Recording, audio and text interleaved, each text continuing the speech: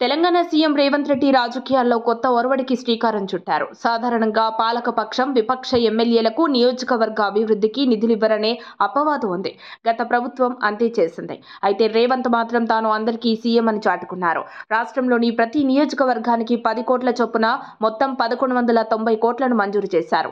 119 నియోజకవర్గాల్లో తాగునీరు, పారిశుద్ధ్యంతో పాటు ఇతర సమస్యల పరిష్కారం, అభివృద్ధి, సంక్షేమం కోసం ఈ నిధులు ఉపయోగపడనున్నాయి.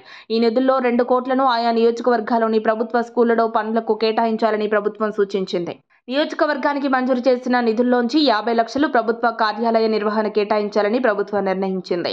ఇలా మంజూరు చేసిన నిధులను నియోజకవర్గంలో ఏ అవసరాలకు ఉపయోగించాలో, వాటితో ఎలాంటి సమస్యలను పరిష్కరించాలో ప్రభుత్వమే సూచించింది. ఇక ఆయా నియోజకవర్గాల్లో స్థానిక సమస్యల పరిష్కారం, అభివృద్ధి పనుల కోసం మిగతా నిధులను ఉపయోగించుకునే అవకాశం కల్పించింది.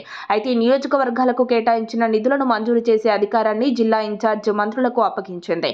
ఇలా హైదరాబాద్ ఇన్ఛార్జ్ మంత్రి పొన్నం ప్రభాకర్ అత్యధికంగా 150 కోట్ల విడుదల బాధ్యత తీసుకోనున్నారు.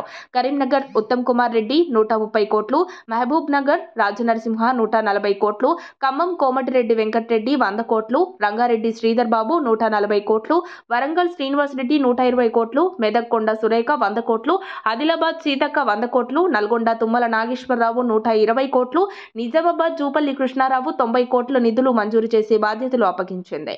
ఇక స్వపక్షం, విపక్షమని భేదం లేకుండా అన్ని నియోజకవర్గాలకు ఈ నిధులు ఇవ్వనున్నారు. రేవంత్ నిర్ణయంతో బీఆర్ఎస్ ఎమ్మెల్యేలు సైతం హర్షం వ్యక్తం చేస్తూ రేవంత్ నిర్ణయానికి జై కొడుతున్నారు.